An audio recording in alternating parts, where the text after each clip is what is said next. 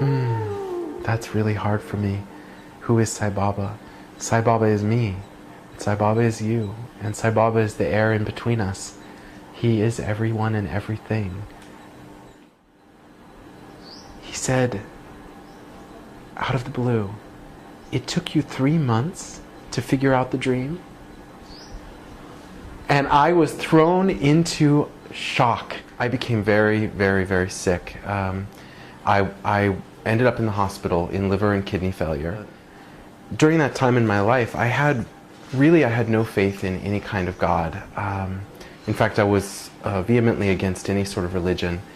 And it was at that moment I suddenly realized that I was floating, looking down at my body. And I was overcome by the most incredible feeling of peace. And I thought to myself, oh, this is it. You're dying. Welcome to Sojourns and to the astounding story of Brayain Brunis of New York City. Bryan's life was forever changed by the curious and mysterious entry into his life by Indian holy man Sri Satya Sai Baba. This interview was recorded in Sai Baba's ashram in Puttaparthi, India in January 2010. He is God, He creates. Bryan, it's such a pleasure to have a chance to get to talk to you. I've heard your story in private, and I can't wait to hear you tell it on the video of how you came to Sai Baba. Let's just begin. Okay. In the early 90s, I was a college student living in Oregon, and I became very, very, very sick. I ended up in the hospital in liver and kidney failure. I was on dialysis. At some point, I got so sick that they moved me to the ICU, and they were looking for a transplant donor. During that time in my life, I had no faith in any kind of God. In fact, I was vehemently against any sort of religion. And you know, I was in the hospital for a long time, on and off, and I hadn't told my family, but my friends there knew. I was not really going to school anymore. I'd sort of dropped out for a semester, and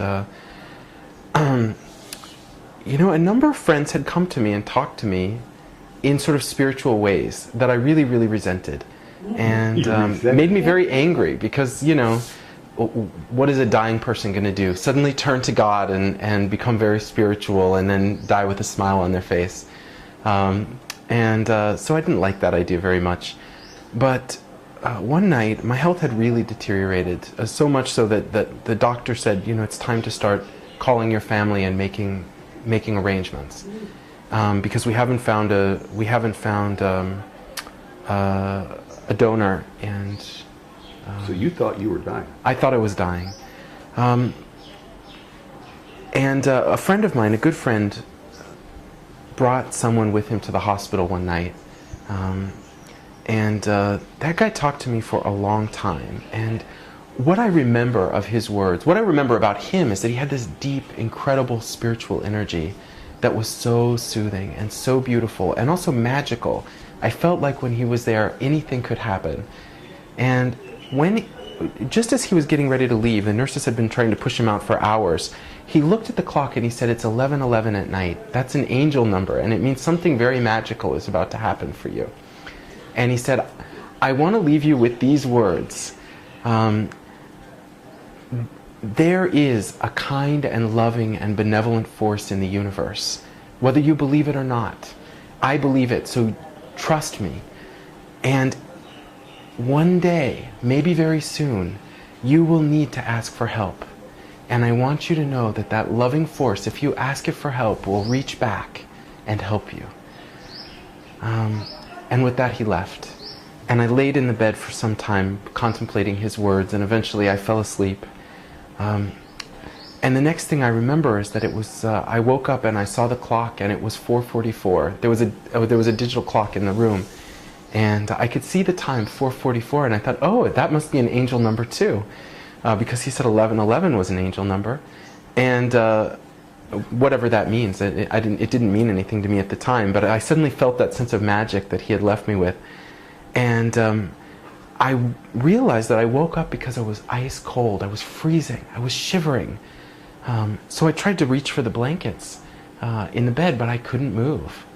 And I got a little scared. Why couldn't I move? I must be, literally stiff from the cold. So I tried to reach for the buzzer, for the nurse, which was by my left hand. And I realized I couldn't move my left hand. And I got really scared and I tried to struggle. And I couldn't move an inch. And it was at that moment I suddenly realized that I was floating, looking down at my body. And I was overcome by the most incredible feeling of peace. And I thought to myself, oh, this is it. You're dying. And for a minute, I just sort of floated there, feeling that peace that I'd never felt in my life. My whole life had been a struggle, an effort. And suddenly I felt this peace. And the words of that guy came back to me.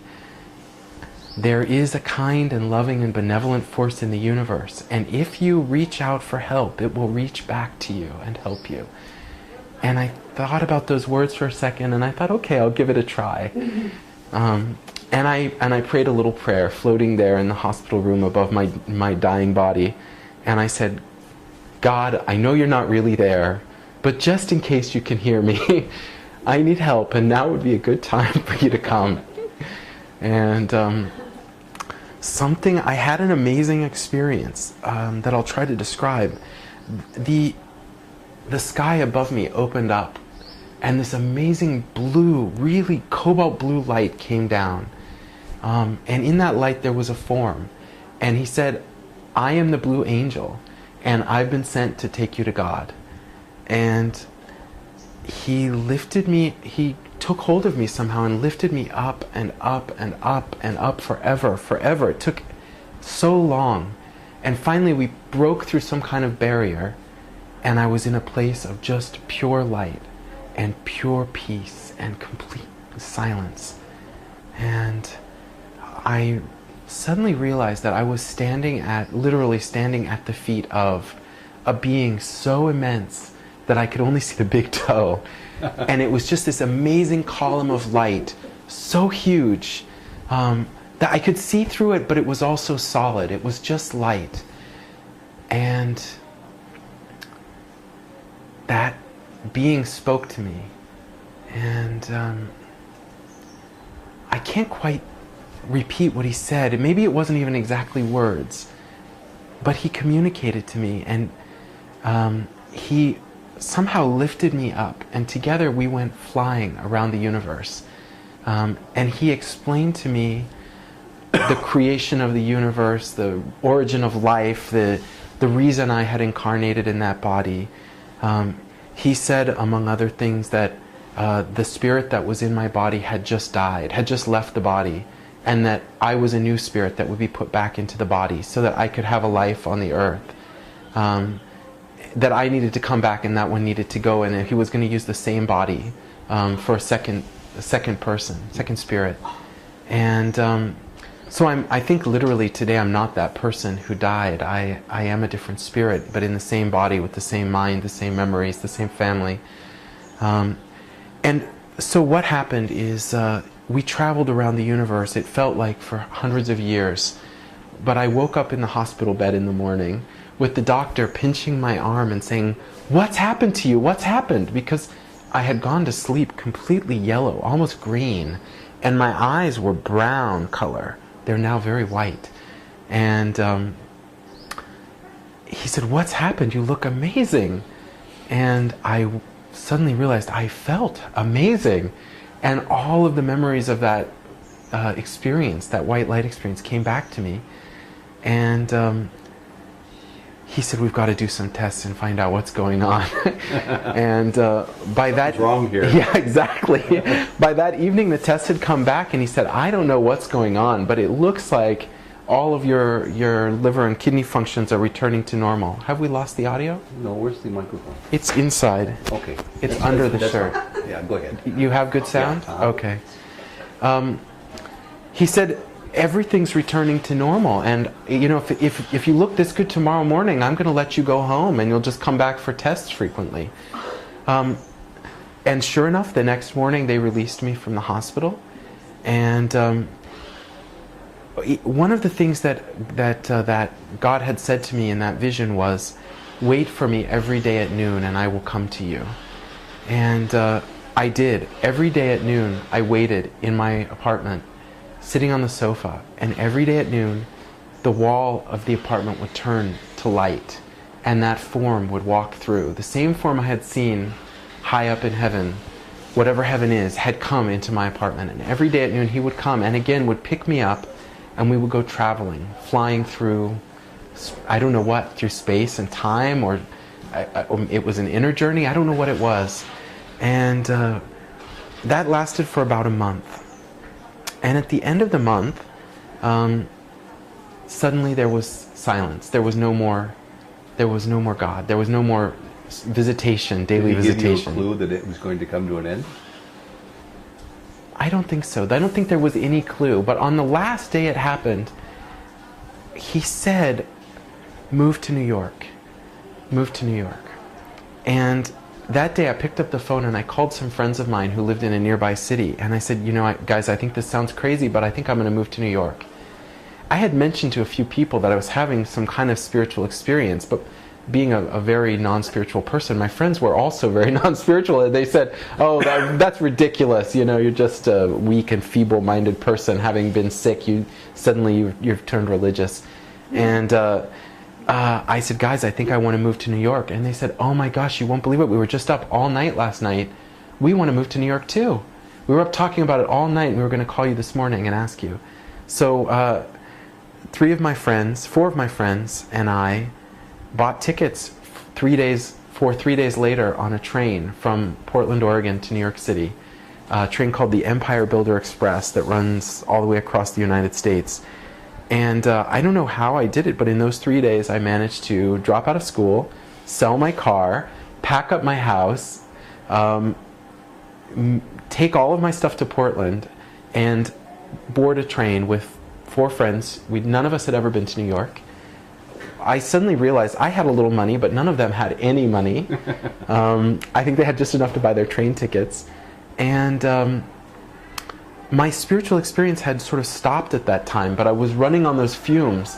You have to move to New York. So we boarded the Empire Builder Express from Portland, Oregon, and we traveled on that train for 5 days all the way to New York City. And none of us had thought during that whole trip of where we would go or where we would stay when we got to New York. And of course, each of us had brought dozens of huge boxes, all of our household goods. We thought we'll need all of this stuff when we get to New York, right? So we end up at Penn Station in New York City at 6:30 in the morning. Penn Station at that time has 1 million commuters going through it. It's the busiest train station in the world, and the red caps are bringing out from the train. We probably had 60 huge boxes, moving boxes, full of stuff. They were literally making a pile of them in the middle of Penn Station under the giant sign that lists the 30 or 40 trains that are coming through the station at any time. And they're all looking at us and sort of scratching their heads and saying, what are you guys going to do with all this stuff? Where are you going? And of course, we had no idea at all where we were going. No idea. And I suddenly got very, very scared. And sorry, I covered the microphone. Did you hear that? Yep. Sorry. So I suddenly got very, very scared, and I started crying. And one of the old red caps, old black man with white hair and a little white beard, he said to me, now, son, you need to calm down, go in the bathroom, cry for a few minutes if you need to. I'll watch everything, and when you come back, we'll figure out what you're going to do. And I went in the bathroom and I cried. And in the bathroom, a man walked up to me, and he said, why are you crying? And I said, I just got here and I have 1 million boxes and I'm with my friends and we don't have anywhere to go and we don't know anyone in New York. And very little money. Very little money. And he looked at me and he said, I don't think I told you guys this part before. He said, my name is Michael Cohen. I'm an actor.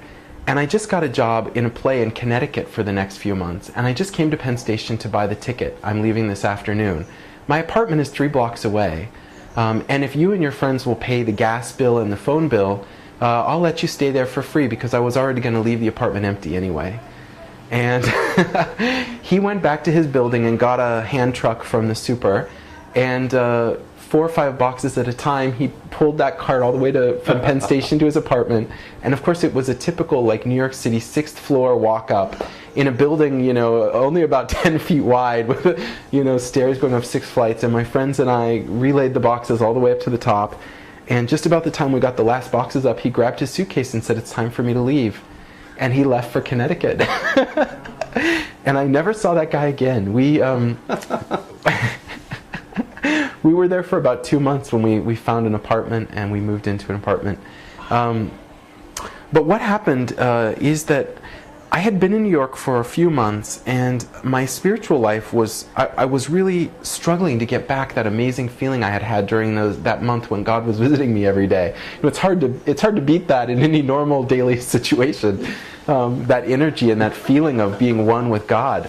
And so I was really struggling. I was every day praying, give me more, make it harder, you know, give me the lessons. And I was going through very difficult situations and very strong emotions and very strong memories. And, you know, I was punishing myself, basically. I was going to meditation groups, and I was chanting, and I was doing everything one can possibly do, I think, to have a spiritual experience. And I was having it. I was getting it. You know, I was wrapping my crystals around my hands and to go to sleep at night, so I never let go of the crystals. And I was, you know, doing all of the things that so many people have done. And I was getting some benefit from it, but I didn't really know what I was doing, and I didn't know what I was getting, and I didn't know what there was to be gotten. And what I really didn't know, the message Baba gave me when he finally brought me here, is that there's nothing to get. You already have it all. You already are everything that there is. So during that period, I had been praying for a spiritual teacher to come into my life. And people had always said, when the student is ready, the teacher will come. And every day I was praying, God, please send me my teacher. Please send me my teacher. And then he came. What happened is that one day I was meditating, and I was meditating, and I'd been praying for my teacher, and I felt this beautiful energy, that orange energy, and I didn't know what that meant. It just was this beautiful energy that came to me, and it was orange in color, and I suddenly felt a real ease come over me, an amazing feeling, that same feeling of peace I had when I was floating over my lifeless body, ready to die. And the meditation ended, and that night I had a dream. I had a dream that I was a detective, and that I was in a house investigating a murder. And you know, the door was sort of broken open, and there was broken glass on the floor, and drops of blood everywhere.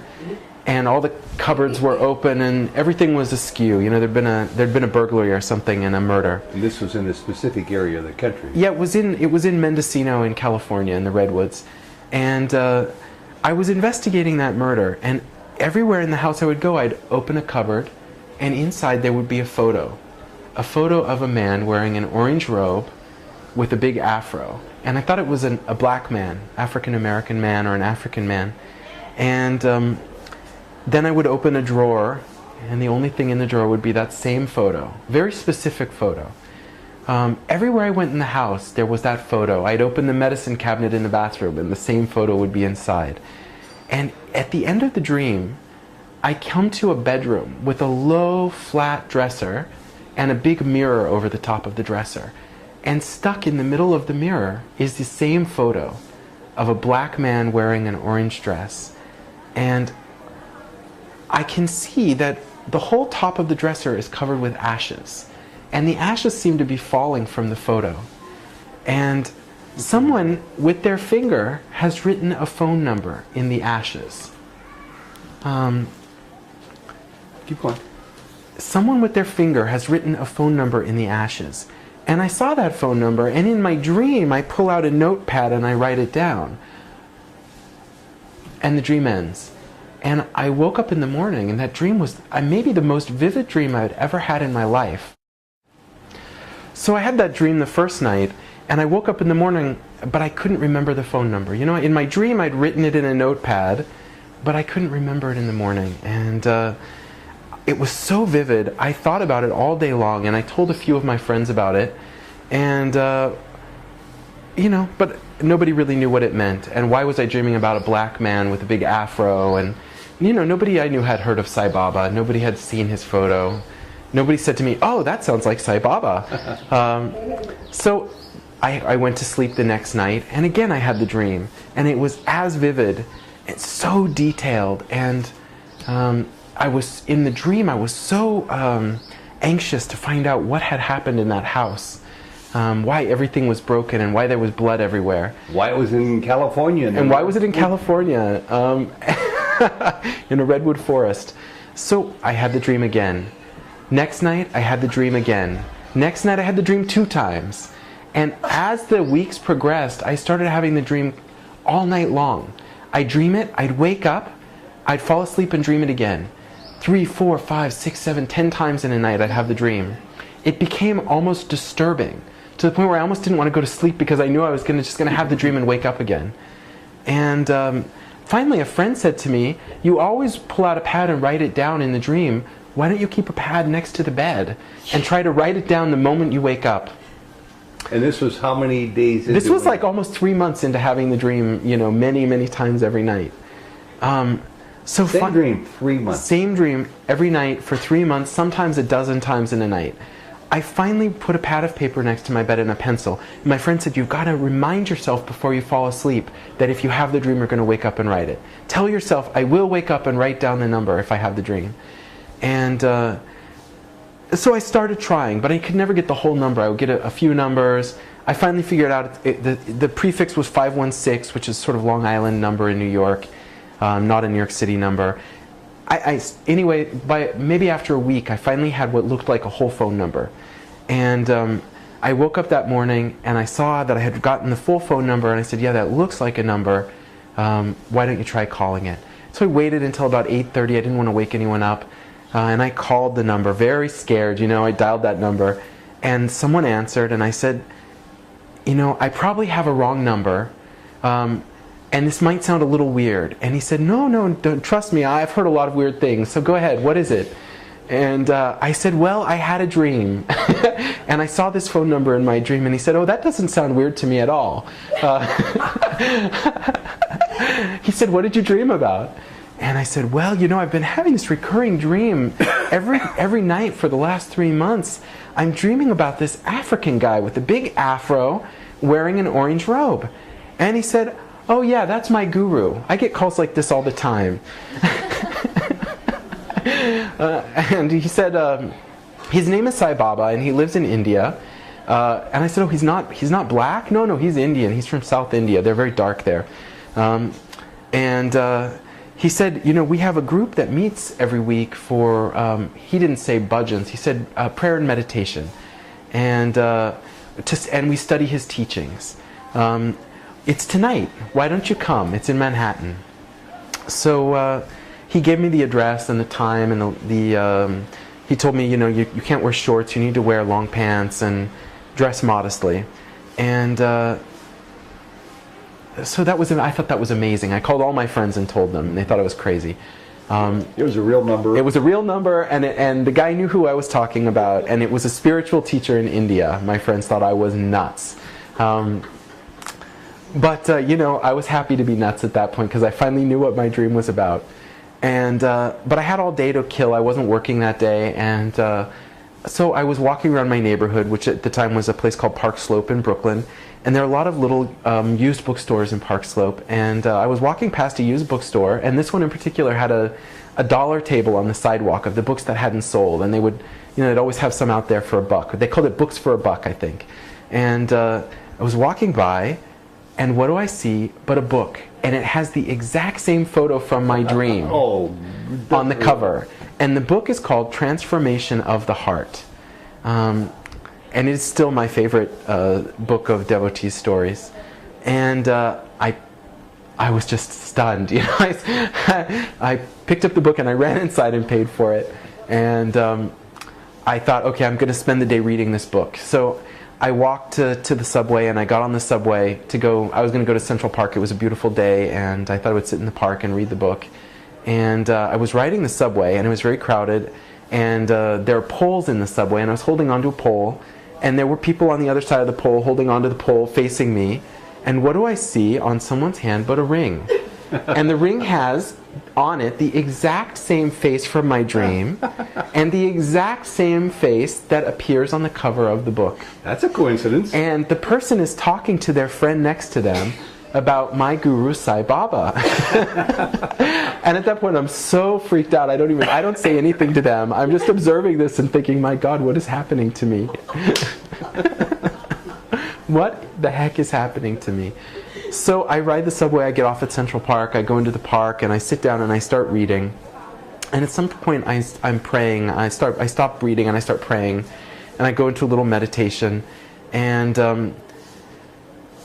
I suddenly realize in my meditation that someone's standing in front of me. And I open my eyes and look up, and as real as if a person was physically standing in front of me, I see Swami. And I'm sitting on the ground meditating, looking up at him, and he's looking down at me with his hands sort of folded in front of him, as I now see him very often. And I don't really remember what the conversation was, but I know I said, please help me, show me, tell me what can I do to grow spiritually faster? And he said, if you want to, you can stop smoking and you can stop eating meat, if you want to. He didn't say you have to, he didn't say stop, he said if you want to, these things will help you grow faster. That's really all that happened. It was I guess it was pretty brief, you know? And I didn't drink at that point because I'd had so many liver and kidney problems. I'd already stopped drinking from the time when I was in the hospital. But I smoked a lot, and I ate meat like most Americans do. And from that very day, I stopped eating meat and I stopped smoking. So the day went on, and I ended up at the Sai Center. And the New York Sai Center, the Manhattan Center, I found it. The guy had given me the address, and I found it, and I was really scared to go in. There were a lot of Indians going in, which I thought was weird. It was in a little red Presbyterian church on, I think it was 81st or 86th and Lexington, or no, on the west side. It was 86th and Columbus. And there were all these weird Indians walking in wearing saris and, you know, even Western men, but wearing white clothes. And I thought it was such a weird thing. It was like a cult. And I walked and I sort of looked through the back door of the church, and they had put a giant photo over the altar. And it was the exact same photo from my dream, and the exact same photo from the ring, and the exact same photo from the cover of the book. And even though I was really weirded out, I thought, you must be in the right place, because this cannot all be a coincidence. This is a message. And he had appeared to me that day, so I knew I had to be there. And I walked in, and I asked for the man who I had spoken to on the phone. And he sort of introduced me around, introduced me to a few people.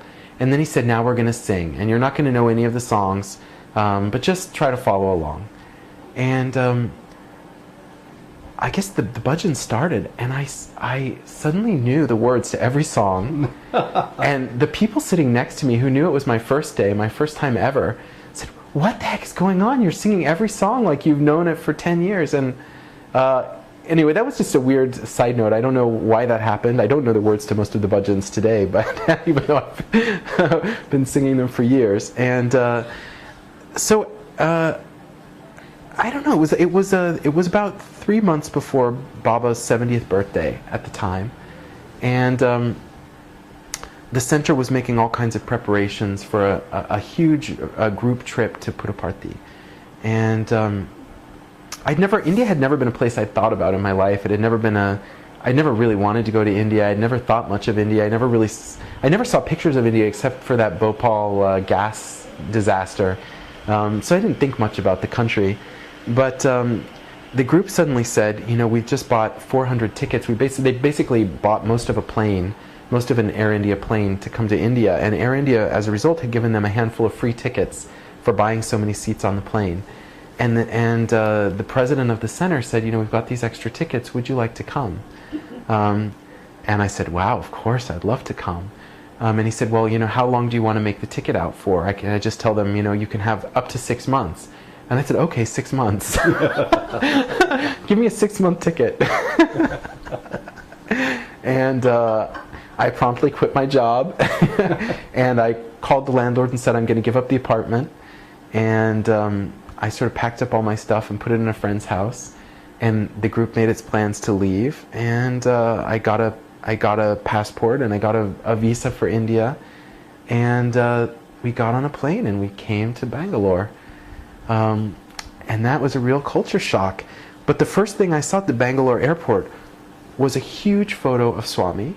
And what photo was it? It was the same photo from my dream, from the ring, from the vision, from the book, from the center. It was the exact same photo. And it said, Sai Baba Ashram, Puttaparthi, 119 kilometers or something like that. It was at the old airport in Bangalore. And of course we landed at maybe 5 in the morning or something. And it was that typical Indian scene where like people are sweeping up leaves and dust into piles and burning them right in front of the airport front door. A cow's grazing right in front of the airport, chewing on garbage.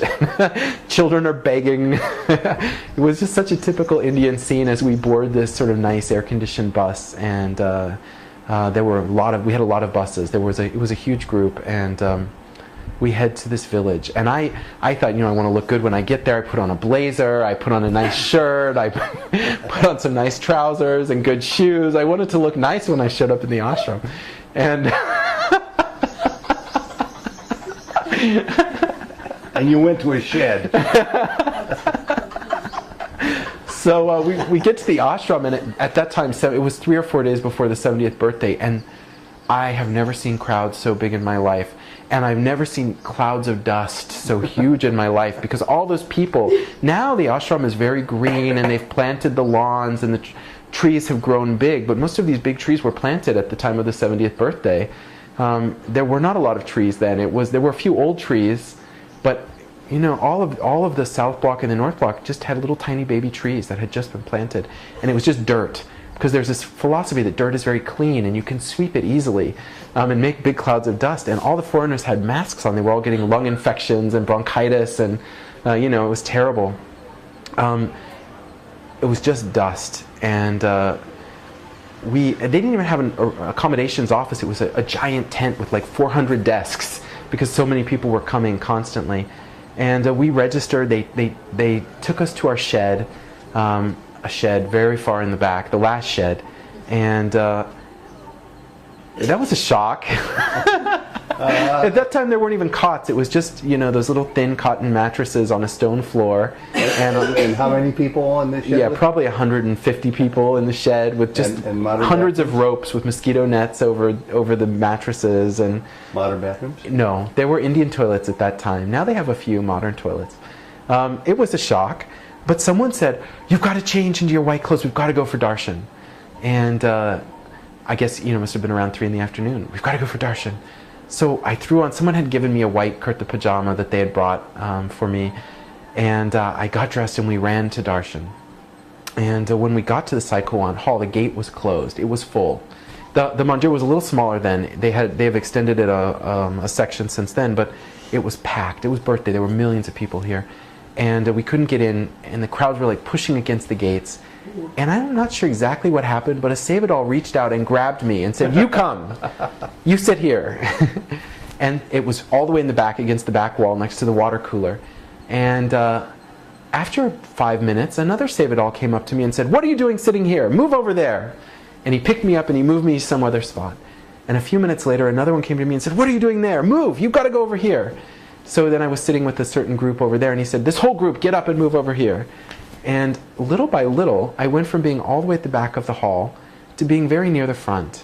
And just a few minutes before Baba came out, a Sevadal grabbed my hand and he said, you, come with me. And he pulled me to the front row.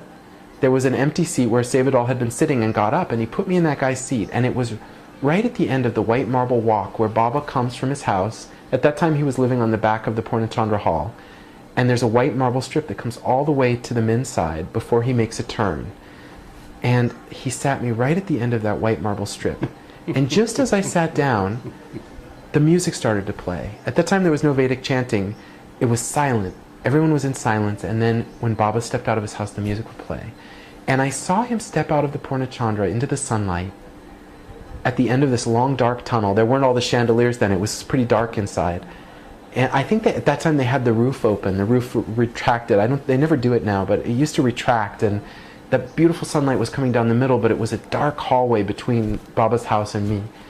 And the breeze was blowing through, and that beautiful music started to play. And he stepped onto that white marble path. And I don't think he looked away from me the whole time. All the way from his front door, I felt him staring straight at me as he walked so gracefully and so slowly. One hand was holding his kurta and his dhoti up, and the other hand was sort of like this, and he just walked all the way to me, staring straight at me. He must have looked away, he must have taken a letter, but all I remember is that, his eyes straight on me the whole time, and he walked straight to me, and I thought he was going to run over me, because he walked right up to me until his toes were under my bent legs, and he was staring down at me, holding up his kurta with his hands. He stared down at me, and he said, "Where did you come from?" In that sweet, soft little voice, "Where did you come from?" And I said, "I came from New York." And he said, what is your name? I think he said, "What is your name?" And I said, I'm Bryan. And he said, out of the blue, "It took you 3 months to figure out the dream?" And I was thrown into shock. I lost the entire scene. I forgot everything. I forgot even that he was standing there. And I was just, the whole story went through my mind, and it must have been a second or two.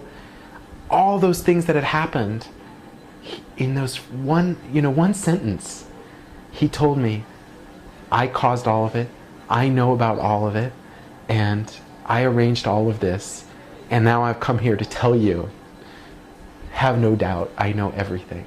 Bryan, what does it feel like for you right now retelling this story? I'm still filled with that same wonder from that moment. He said this looking down at me with he had his little toes tickling under my legs. Just the most intimate possible thing. Completely intimate and innocent at the same time. His kurta was sort of draped across my knees. His toes were tickling my legs. And he just looked down at me and said, "It took you 3 months to figure out the dream." And he knew everything. He was the reason I was there. He was the teacher I had been looking for. He, not only brought me to the center, but then gave me a free ticket to come, and then came directly to me to tell me, so I would have no doubt. And so all those thoughts flashed through my mind, and I must have looked up only a few seconds later, but Baba was already 20 feet away, walking towards some other person. He just said what he had to say, and he left. And I just sat there, and I cried, and I cried. I cried through the whole darshan. I had never had that feeling in my life of being so completely taken care of. Everything arranged for me. And God, it was just an amazing experience. He said so little. Other people get an hour interview. I just got one sentence, and it told me everything I needed to know.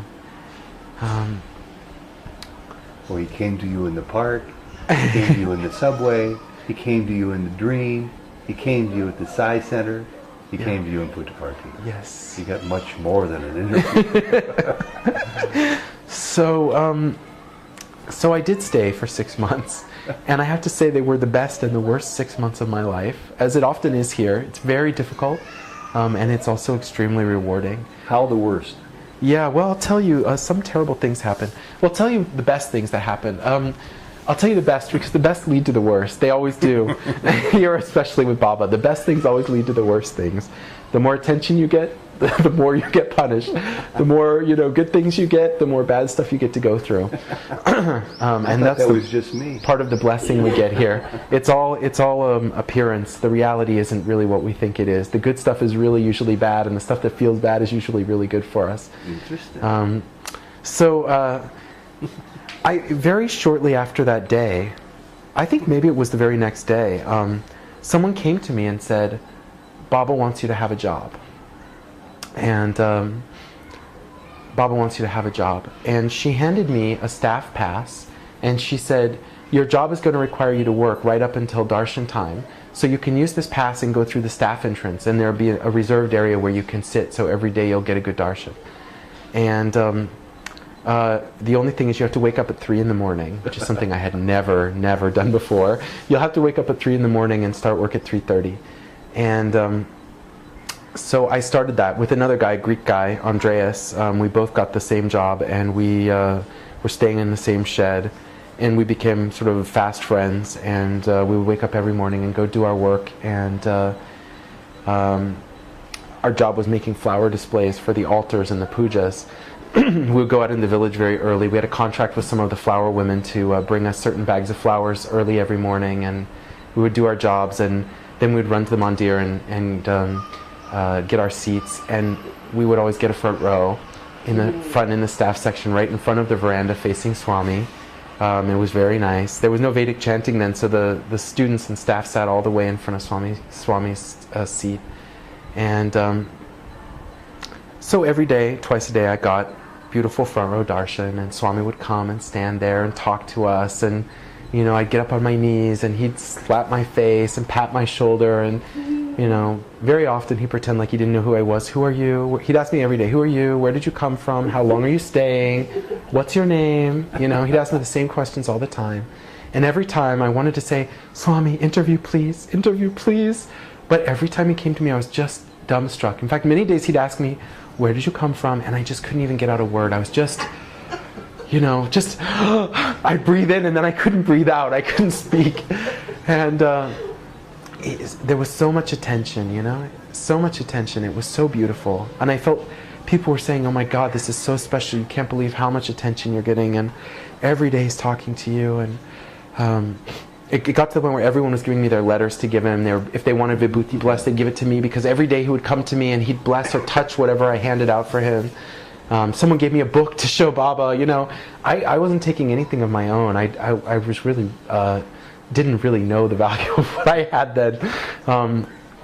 But at some point, Swami, for the friend who was sitting next to me, Swami materialized a mala, a blue like lapis mala. And the guy gave it to me.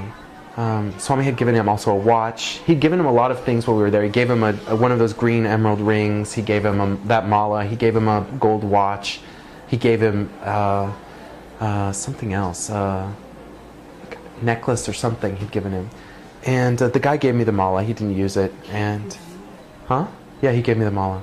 And we were best friends, and we did everything together. We had our jobs together. We sat for darshan together. We ate together. You know, we did everything together. We slept 3 beds away from each other in the shed. And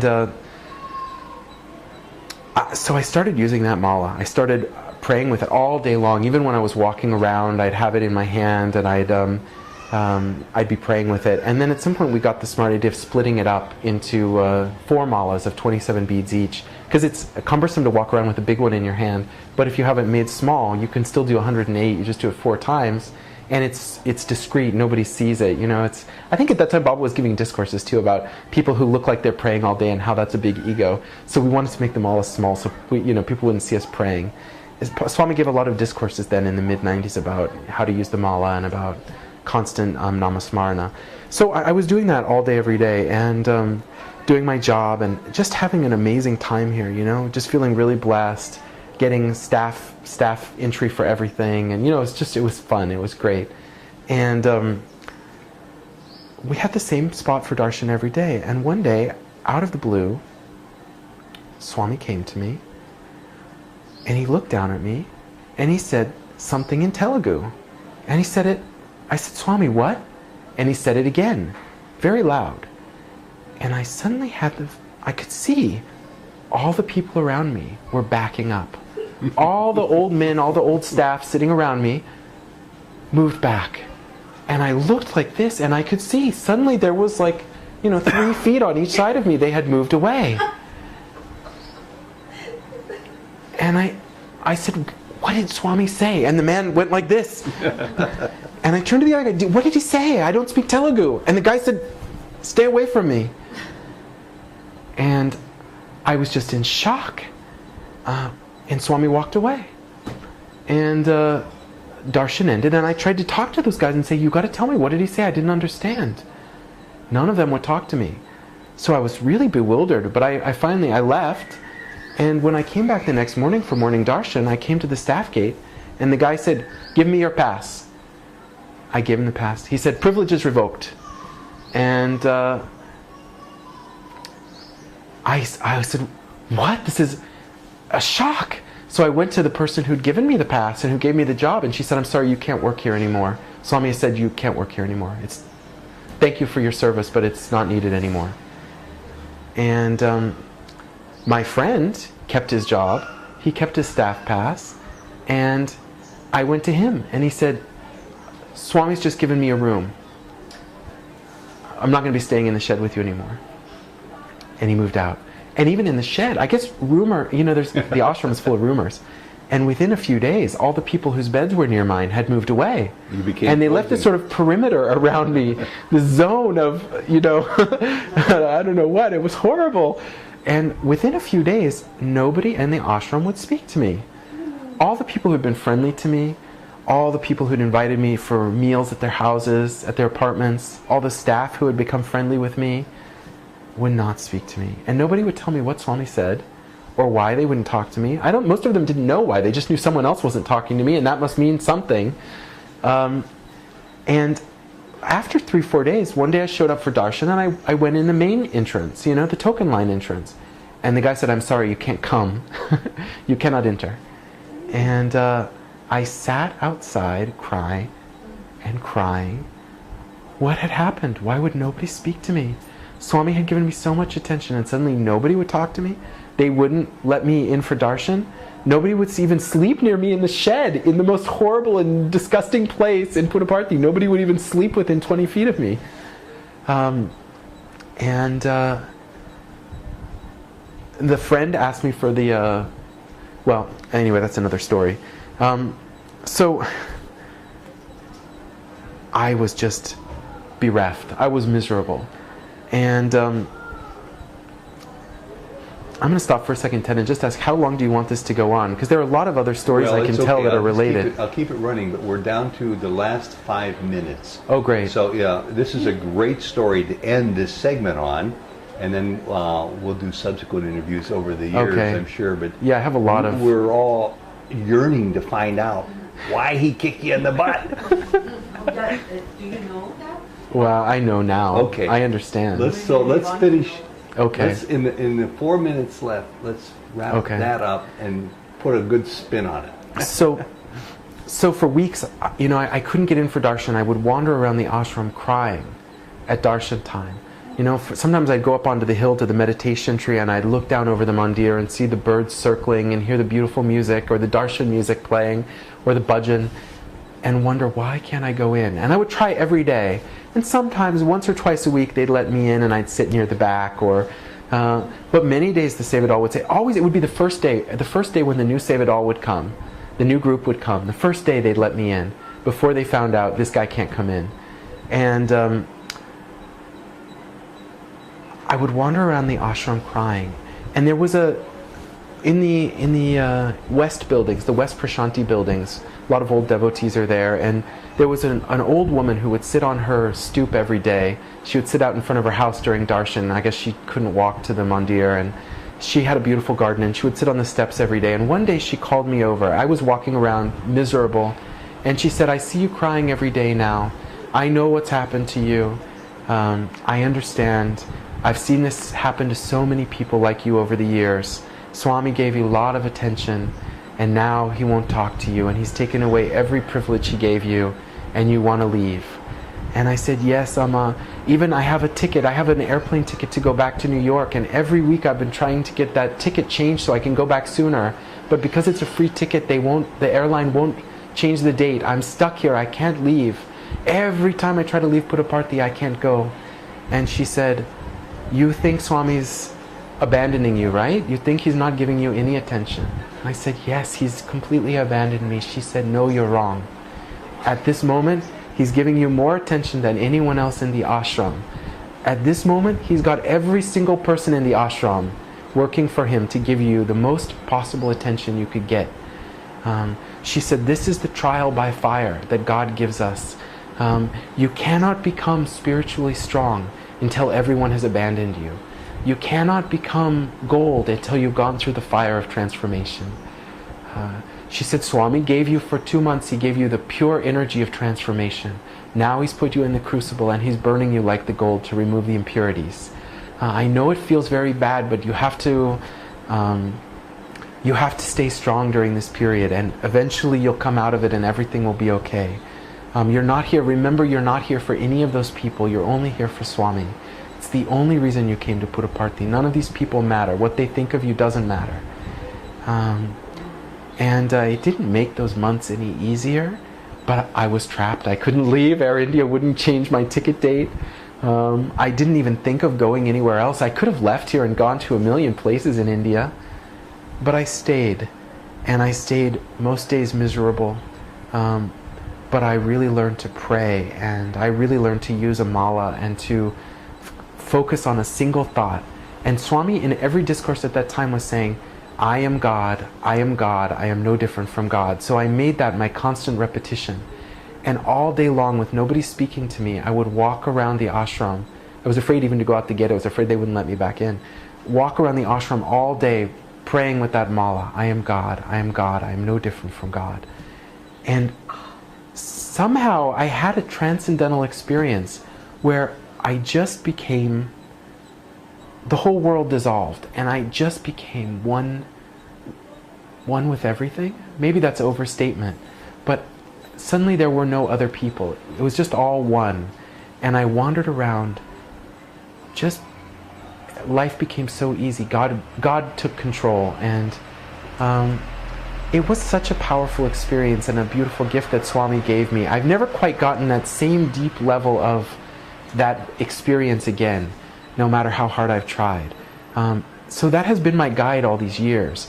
That experience of knowing I am one, and also the experience of being able to have any terrible feeling, but to just remain who I am and where I am, regardless of how it feels. I know I'm on God's path, and Swami's in control. Bryan, this has just been a beautiful, wonderful, exciting, transformative story. Somehow, I have to believe that Baba eventually took you out of the deep freeze. Somehow, I've got to believe that your spiritual journey continued to evolve in perhaps additional negative ways, but certainly additional positive ways as well. Yes. And 15 years have passed since those initial experiences. That's right. And we'd love to be able to hear more at another time.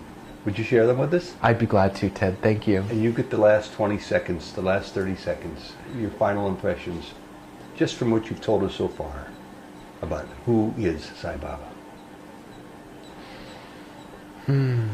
That's really hard for me. Who is Sai Baba? Sai Baba is me. Sai Baba is you. And Sai Baba is the air in between us. He is everyone and everything. Bryan, thank you very much. Sai Ram. Thank you, Ted. Sai Ram. If you can bring Swami through that vision, you get all of the energy that he gave you the first time. You get it again. You share your story exactly the way it happened. Swami will come again through the story and give his darshan to the people you're talking to. It's just as powerful, isn't it? It's amazing. And I feel better for having told it too, which is the amazing thing. But no, it's rare. I think a few times a year maybe. But you know what I think about what Swami told people where he was sitting properly? He is God, he creates the drama, you know. But he said, probably said, this boy has a very